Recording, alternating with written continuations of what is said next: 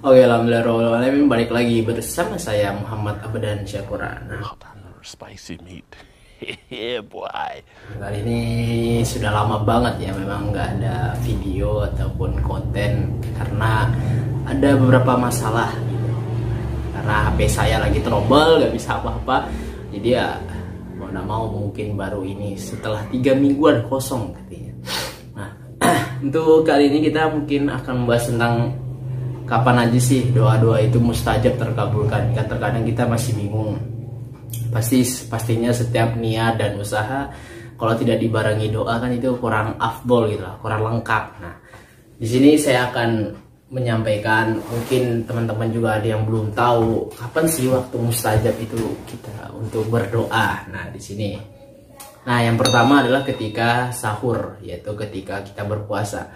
Itu identik dengan bulan Ramadan ya pastinya, tapi tidak juga ketika kita mungkin puasa sunnah. Tidaklah mengapa ketika kita sahur kita memanjatkan doa, karena di situ juga termasuk mustajabnya doa. Melihat juga itu kan akhir dari sepertiga malam seperti itu. Nah, kemudian setelah itu yaitu ketika berbuka puasa, kita terkadang lebih semangat untuk melahap makanan sehingga lupa, padahal ketika waktu berbuka adalah salah satu doa waktu mustajab, doa kita dipanjatkan gitu, diterima oleh Allah Subhanahu wa taala. Maka ketika berbuka puasa ataupun sahur dan di akhir sepertiga malam, kita lebih memperbanyak doa di situ, karena disitulah waktu yang mustajab sekali. Nah, kemudian yang sangat identik lagi dengan bulan Ramadan yaitu adalah Lailatul Qadar. Nah, di sini pasti teman-teman juga sudah pada tahu bahwasanya Lailatul Qadar itu lebih baik dari 1000 bulan. Maka tidaklah terkecuali jikalau memang doa di situ juga pasti mustajab. Nah, dan Lailatul Qadar itu pun ada di 10 malam terakhir. Maka kita dianjurkan untuk memperbanyak iktikaf pada 10 malam terakhir bulan Ramadan itu. Dan pastinya juga dia berada di malam yang ganjil, bukan yang genap. Tapi bukan berarti kalau kita mengetahui malam Lailatul Qadar itu ada di hari yang ganjil, maka kita cuma ngambil ganjil-ganjilnya aja ketika itikaf. Tapi ambil saja semuanya. Insya Allah pasti ada nilai tersendiri di mata Allah Subhanahu wa taala. Nah, kemudian ketika azan, mungkin ketika azan bukan hanya kita menjawab misalnya Allahu Akbar, maka kita jawab juga Allahu Akbar, tetapi ketika azan itu pun termasuk waktu mustajabnya berdoa. Jadi tidak hanya kita mengucapkan, menjawab, tapi dalam hati pun kita juga bisa sekaligus memanjatkan doa. Doa itu tidak harus kita mengadah tangan begini ya. Mungkin dalam hati, ya Allah saya pengen ini. Mungkin termasuk dari doa gitu. Karena doa itu sendiri adalah berharap, menginginkan sesuatu. Nah, kemudian di antara azan dan iqomah, walaupun sepengetahuan saya ini ada yang ikhtilafnya juga, bahwasanya di antara azan dan iqomah itu ada yang mengatakan itu memang waktu mustajab, dan ada juga yang memang untuk mengisi waktu. Tapi ada juga yang hadis mengatakan bahwasanya doa ketika antara azan dan iqomah itu la yurad, tidak tertolak gitu.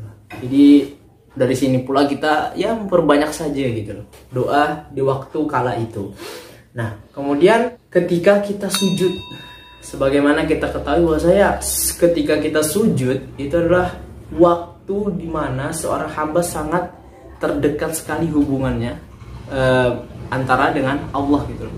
Jadi ada hadisnya bahwasanya waktu terdekat antara hamba dengan Allah adalah ketika sujud. A few moments later.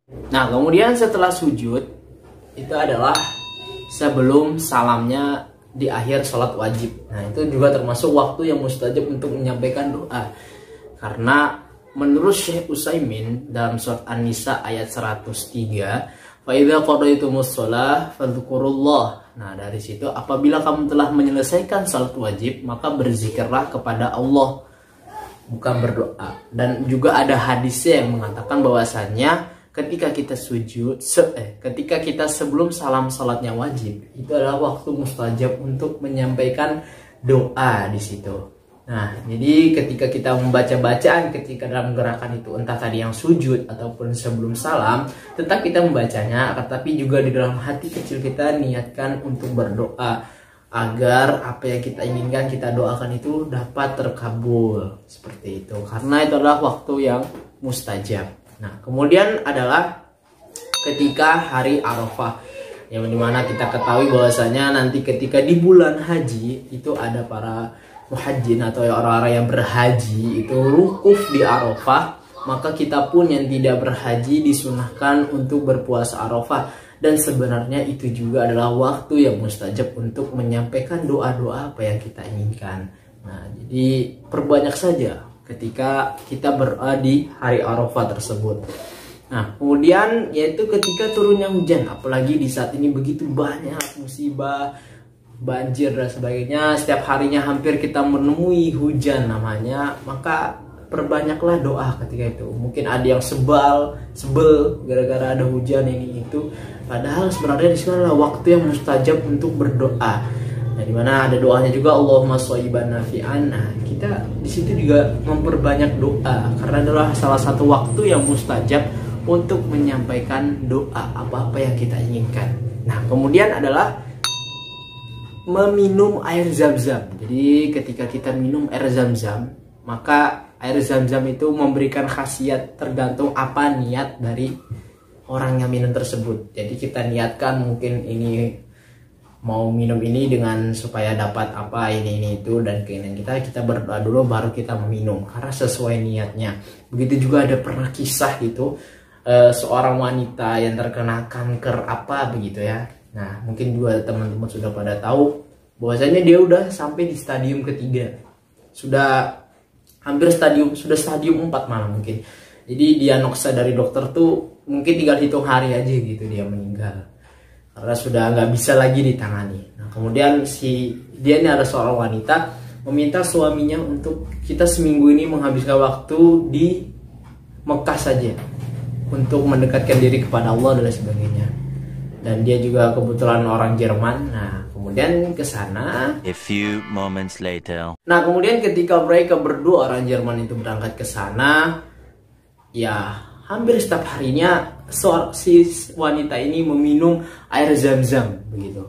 Jadi banyak ya pokoknya setiap harinya minum. Berharap pokoknya ya udah saya udah pasrah ini itu, terus berdoa juga supaya tetap diberikan kesembuhan dan lain sebagainya. Nah, kemudian setelah dia pulang seminggu dari Mekah ke Jerman tempat dia asal, ternyata dicek kembali sama dokter ya. Ternyata dia sembuh total kankernya. Udah tidak ada akarnya, tidak ada apa-apanya, pokoknya hilang semuanya. Sembuh total. Nah, kemudian si dokter ini bingung kok bisa sembuh. Padahal sudah dikatakan ini sangat berbahaya sekali, sudah tidak mungkin ada kesembuhan. Dan ternyata ditanya, seminggu ini apa saja yang Anda lakukan? Ternyata saya berada di Mekah, berdoa selalu, terus minum air zam-zam dan mendekatkan diri. Dan dari situ pula si dokter tersebut malah menjadi seorang muslim karena mendengar kisah tersebut. Nah, itu mungkin jadi pelajaran bagi kita. A few moments later. Nah, kemudian setelah itu adalah ketika perang berkecamuk. Namun itu mungkin hanya terjadi pada zaman masa sahabat, dimana itu adalah jihad fi sabilillah yang memang udah jelas. Maka itu juga adalah waktu mustajab untuk berdoa. Tetapi sekarang mungkin kita tidak ada lagi perang-perang seperti itu, namun perang kita ada cara yang lain. Dengan melihat begitu banyak masalah juga yang berkaitan dengan agama itu sendiri, sebenarnya ada cara lain, tidak harus dengan peperangan ketika zaman saat ini. Nah, kemudian selanjutnya adalah di hari Jumat, yaitu seminggu sekali itu memang hari rayanya umat Islam dalam mingguannya. Nah, di sini ada beberapa pendapat. Yang pertama adalah ketika imam mulai naik ke mimbar, itu ketika khotib Jumat. Nah, itu dan ada juga yang mengatakan di antara bainal khutbah pertama dan khutbah kedua itu adalah waktu yang mustajab untuk berdoa. Nah, kemudian selanjutnya adalah ketika antara asar hingga terbenamnya akhir. Ini masih di hari Jumat ya. Nah, itu juga termasuk waktu yang mustajab ataupun di akhir-akhir hari Jumat, karena di hitungan umat muslim itu, kalender umat muslim, kalender hijriyah kalender Hijriyah itu berakhirnya hari di waktu maghrib, bukan seperti kita yang mungkin Masehi itu di jam 12 malam, bukan. Tapi kalau kalender Hijriyah itu ketika udah masuk maghrib maka itu sudah berganti hari. Nah di situ kita memanjatkan doa sebanyak-banyaknya seperti itu. Dan pendapat yang terakhir adalah dari semuanya itu dijadikan satu. Maka dari semua waktu itu kita perbanyak doa kita, meminta keinginan-keinginan kita. Nah, kemudian yang terakhir adalah ketika hari Rabu di antara waktu asar, antara waktu zuhur dan asar. Bahwasanya ketika itu ada Jabir kalau tidak salah, nanti ada hadisnya saya tampilkan di sini. Bahwasanya Rasul itu berdoa antara Senin, Selasa, Rabu, dan ketika hari Rabu itu sahabat ini melihat wajah beliau tuh berseri-seri, tersenyum seperti bahagia bahwasanya doanya dikabulkan. Nah, mungkin ada juga di riwayat lain, hadis riwayat Ahmad, bahwasanya waktu antara zuhur dan asar itulah waktu mustajab Rasul doanya dikabulkan. Nah, kemudian dari ke-13 waktu itu, dari semuanya yang ada telah saya beritahu, semoga bermanfaat bagi kita. Dan jangan lupa tetap berniat dan berusaha. Walaupun kita sudah berdoa di waktu yang mustajab mungkin, tapi tanpa ada dibarengi niat dan usaha, pasti hasil juga tetap nol gitu loh. Tidak ada guna-gunanya. Karena di situ pasti banyak sekali peluang sudah dibukakan pintu oleh Allah. Peluang-peluang tersebut tinggal kita bagaimana mau mengambil peluang tersebut untuk kita gunakan sebaik-baiknya. Itu saja dari saya, kurang lebihnya mohon maaf jika ada salah kata itu dari saya, dan jika ada kebenaran itu hanya dari Allah Subhanahu wa taala. Dan sampai jumpa di selanjutnya. Kritik dan saran di komentar sangat membantu. See you. Wassalamualaikum warahmatullahi wabarakatuh. Saya Muhammad Abadan. Syakura.